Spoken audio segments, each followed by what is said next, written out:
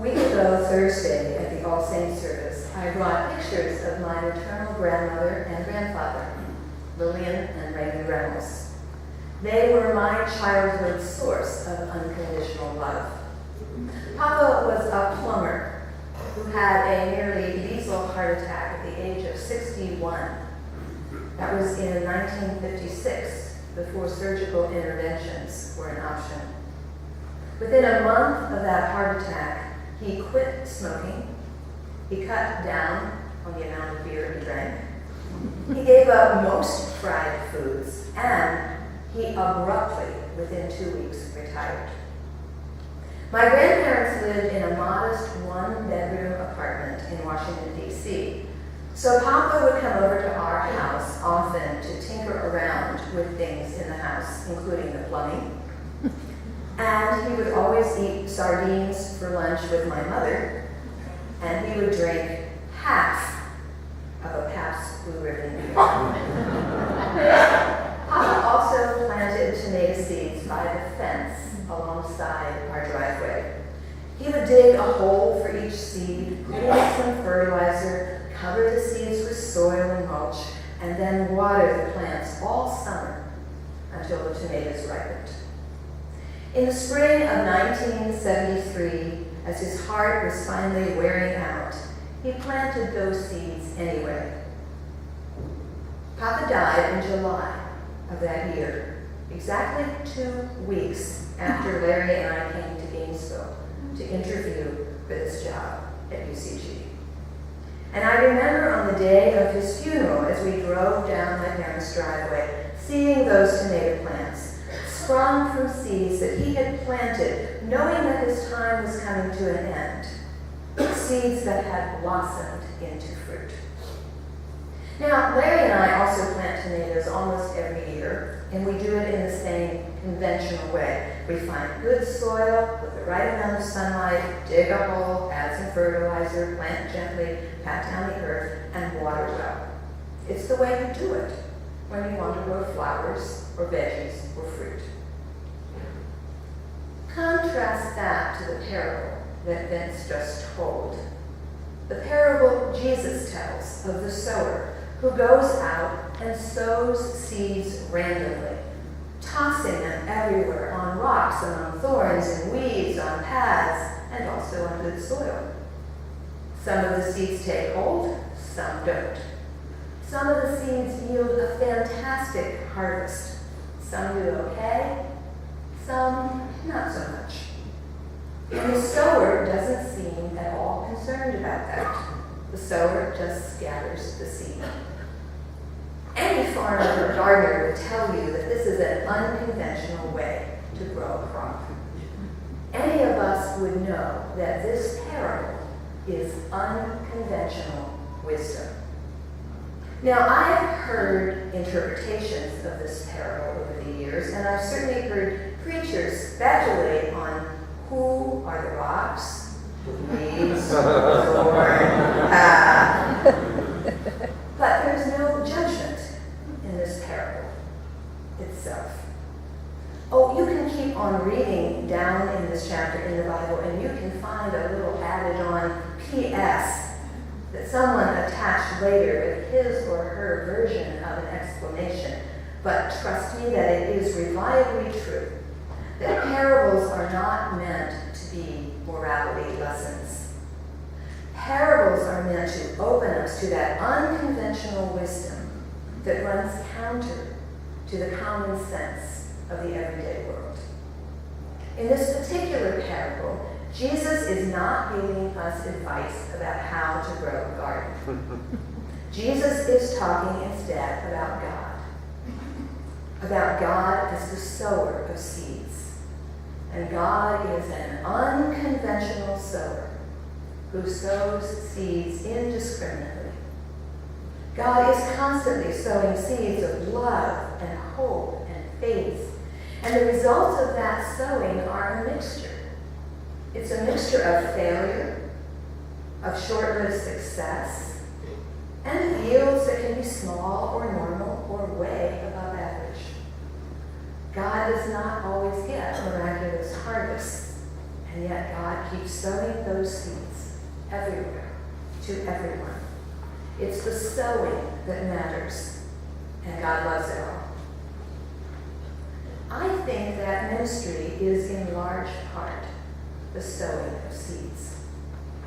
There's a lot of conventional wisdom out there about how to do ministry and how to do church.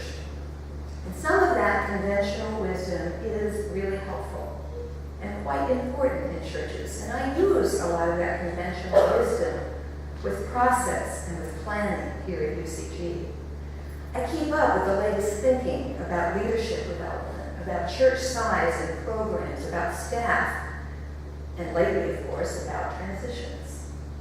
And I've planted seeds very carefully and conventionally all through my personal life and all through my ministry here at UCG. But I always have to ask myself first whether this conventional wisdom is in service of the core values and mission of the church. Is it in service of the larger picture? So equally important, I believe, is to recognize that God breaks through our conventional wisdom at crucial times to sow seeds of possibility, to open us to new horizons, new experiences, new dreams, and new visions. God has been sowing seeds of ministry in my life since I was in middle school. We called it junior high school then. But those seeds fell among the rocks and thorns of conventional wisdom of that time, which did not allow women to become ministers. But God kept sowing and sowing those seeds in me. And then I found myself here at UCG, where the soil was fertile and the possibilities were open. And I was able to let those seeds of my ministry slowly grow into blossoms and bear fruit. And even then, I walked the most unconventional path to ordination. An ordination that came later in my life, affirming my 30 years of ministerial experience and extensive continuing education. And you as a congregation willingly stepped out of that conventional box of wisdom, and you enabled me to follow the path of my calling. I think that Larry and I have always shared an unconventional vision of ministry and of the church. Conventional wisdom, after all, says that you don't stay as a minister in one church for 38 years. Conventional wisdom says that it's difficult for a church to have a wife and a husband as a ministerial team. And that no associate minister is going to be able to fully function authentically when the senior ministers are a married couple. And that it's risky to accept associate ministers as true partners on a team and involve them in important decision-making. Conventional wisdom says it's impossible to have 70% of your congregation actively involved in programs and boards and committees and leadership. And that it's difficult in these times to have a church that includes a rich mix of generations, from babies to children to teens to young adults to midlifers and to elders. Conventional wisdom says you cannot grow a church and build a new sanctuary at the same time you're taking on controversial social justice issues, such as voting to become an open and affirming church, accepting all people, inclusive of their sexual orientation. Conventional wisdom says it's risky to preach and teach honestly what the scholars are actually saying about the Bible and about the historical church and doctrine, and risky to honestly question and openly explore issues about faith. Conventional wisdom would say that you only plant seeds in places where you can predict success. And success is measured by numbers, by size and money. You get the drift. And of course, conventional wisdom says that when you retire from ministry, you leave the church and you leave town. We are, I think, an unconventional church. And we are a team of unconventional ministers. Together, we all sow seeds of God's love and grace in all directions without worrying about where those seeds will come to rest or how much fruit they're going to bear. Some of the seeds I have sown here have failed. Ideas I floated out there that landed flat and never meant much anywhere. Some of the seeds I've sown have sprouted up and were great while they lasted, like a beautiful flowering annual. And then they disappeared the next year as the needs of the church changed. A seed of this church that flourished wonderfully early on when the church was small, and then had to end at a certain juncture of our growth, was having an open microphone at Time for Sharing.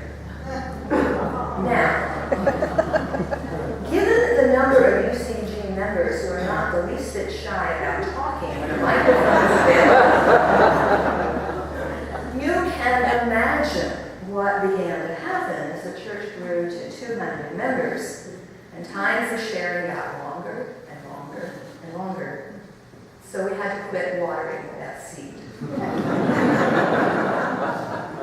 Some of the seeds I have sown have blossomed beautifully, and then each year come up in a little bit different way, in a different place, or different form, or different color, like the Women's Overnight, which began in 1981 with 10 participants. Like the retreat itself, which has, like a chameleon, constantly adapted to new places and changing needs and size. Some seeds I have sown are now reliable perennials. They come up every year. Seeds that blossom into the spiritual fruit of the Advent and Lenten seasons, including those reflection booklets. Seeds of the labyrinth and contemplative prayer, and the colors and tastes and symbols and textures of worship, and most of all, the seeds of love that I have for this church and for each of you. We are a church that can use conventional wisdom when we need to, but we always do that in service of our mission and our vision of what it means to be a spiritual community. We are also a church that stays open to the unconventional, a church that is fertile ground to receive new seeds of inclusive faith, of abiding love, of generous and challenging outreach, and of renewing hope. People have asked me, what is my vision of the future of UCG? And that, my friends, is my vision. That this church will continue to be the sower of new seeds long, long into the future. And some of those new seeds are going to grow and flourish and yield beautiful blossoms. Some of those new seeds will replace some seeds from the past. Some of those seeds will sparkle and then fizzle away. Some of those seeds will never sprout into much of anything. That's exactly what the realm of God is like. It is never static.